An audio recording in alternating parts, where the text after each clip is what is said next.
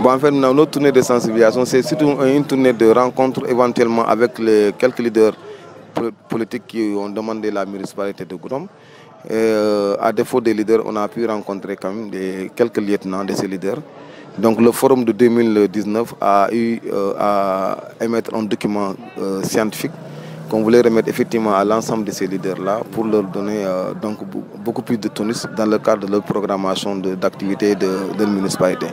Donc moi personnellement, j'ai contacté tous les leaders par téléphone. La majeure partie n'étant pas à Goudomp, ils m'ont demandé de remettre les travaux à certains de leurs lieutenants, ce que nous avons eu à faire. Mais en fait, pour le contenu de ce document-là, donc le contenu du document tourne autour de quelques points qui, certainement, les candidats ont intégré ces points-là, mais nous apportons une donnée scientifique pour que les éléments qui vont être pris en compte soient traités scientifiquement pour permettre aux candidats, effectivement, une fois il y a la mairie, de travailler dans le cadre-là. Donc, ces domaines-là tournent autour de quelques éléments seulement. Très bien, donc ces éléments, d'abord, c'est le problème de Goudomp, c'est la question de la gestion du foncier. Si on parle du foncier, tout le monde pense au 3e lotissement. Mais en fait, le foncier de Goudomp date de 1963. Et dans ce foncier de Goudomp, il y a le lotissement numéro 1, le lotissement numéro 2 et le lotissement numéro 3. Pour le lotissement numéro 1, nous avons presque 212 lots. Le lotissement numéro 2, nous avons 660 lots. Et le lotissement numéro 3, nous sommes jusqu'à 2075 lots qui ont été prévus. Mais si vous constatez, dans le lotissement numéro 1 de 1963, les populations étaient tout simplement alignées sans enregistrement au niveau des services compétents de l'État, notamment les impôts de médicaments, parce qu'en ce moment c'était le début de l'indépendance. Et jusqu'à 1992, depuis que Goudomp a été érigé en municipalité, aucun maire n'a eu à travailler sur cette question-là. Donc aujourd'hui, la majeure partie des habitations de Goudomp, du lotissement numéro 1, se trouvent sans titre foncier. Donc on a le numéro de la maison, mais aucune personne de la maison peut te dire que cette maison-là appartient à une personne de manière physique par les papiers.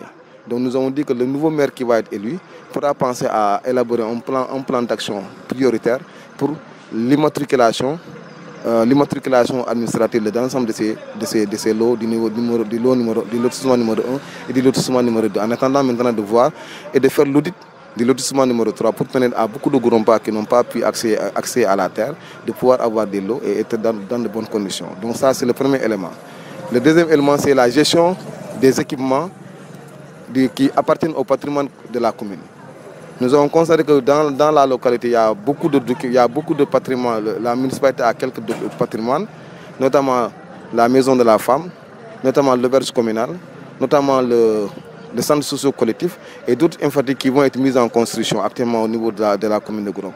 Donc, des propositions ont été mises par des scientifiques pour voir comment ils vont créer les conditions et les techniques de maintenance, de gestion de ces patrimoines-là pour que les populations et la municipalité puissent bénéficier.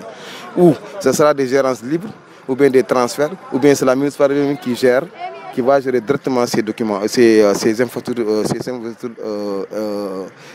socio-collectives qui appartiennent à la communauté. Le troisième élément, c'est la gestion de l'état civil.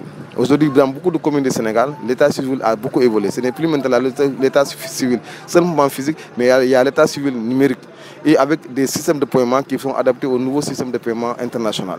Donc on a fait des propositions aux candidats à la mairie. Dans le cadre de l'état civil, on peut continuer à l'informatisation comme l'a commencé l'ancien maire, mais il faudra que les gens aillent jusqu'au bout pour que tout le système soit informatisé et qu'ils travaillent sur la base de logiciels de décentralisation qui peuvent permettre aux usagers d'avoir accès aux informations de la municipalité par les logiciels et d'avoir accès aussi au paiement des différentes taxes qui devront être imputées au niveau des citoyens pour le compte de la municipalité.